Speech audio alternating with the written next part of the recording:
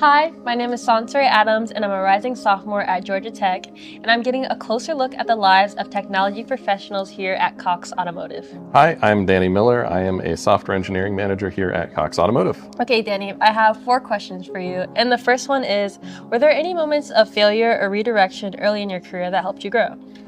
I think that's probably how I started my career, actually. I graduated with my degree in computer science, and I immediately went and found a job that had nothing to do with computer science. So I spent about 2.5 years helping people figure out that their monitors were unplugged, and that's why they weren't turning on. So yeah, I just didn't know where to start and kind of went with that.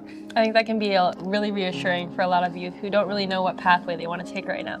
Yeah. Okay, second question. What are some ways to get opportunities or get one's foot in the door given the state of the job market right now? You know, I've been super fortunate recently to be able to participate in the hiring process for both interns and junior software engineers graduating right out of college.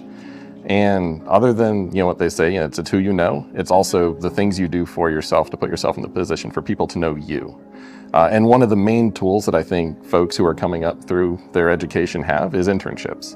And even those are difficult. And so I think, doing all the preparation necessary to get you there, it really does get you closer to the front of the line than if you were just someone coming in off the street.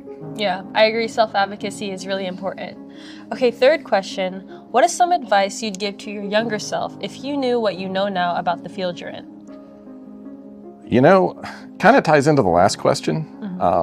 And this might be more general than just technology, but it all comes together, and that is that you're not going to find anyone who will advocate more for you than you will advocate for yourself. Okay. So as you're pursuing internships or you're trying to figure out what it is you want to learn, or maybe you're having a conversation with someone, you have to put yourself in the position for people to see you and for people to know you and for them to realize that you are the person that they want to be involving themselves with. And I wish I had known that.